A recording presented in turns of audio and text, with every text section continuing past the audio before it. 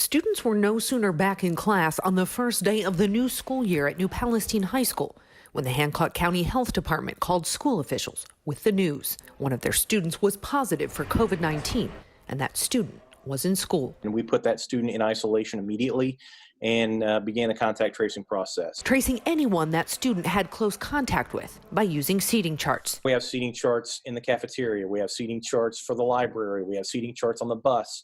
So whenever this positive case call comes, or however many of them come, we can immediately go to those charts and start to identify those close contacts in minutes. The health department defines close contact as being within 6 feet of someone for 15 minutes or more. School officials couldn't give us the exact number of close contacts here, but say it was small because they found out about the case so early in the day. Those students were isolated and sent home to quarantine for 14 days. This is the second case at the school. Last week, a football player came back with a positive test. In this situation as well, all who had close contact were quarantined. Despite the cases, class can resume tomorrow under the health department's guidelines.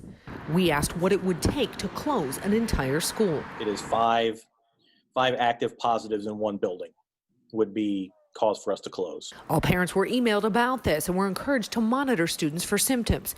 It's something the district has asked them to do every morning before sending their kids to school. In this case, the student had a note from a doctor saying it was okay to be in school. Turns out the date on the form was wrong. In a statement, the health department and Hancock Health said a full review of the test notification process is taking place.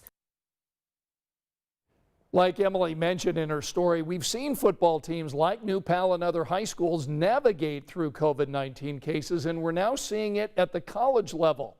We learned late tonight that Indiana State University is suspending football practice for 2 weeks because 6 players tested positive for COVID-19. So all the players, coaches, and support staff are now in quarantine tonight and getting tested.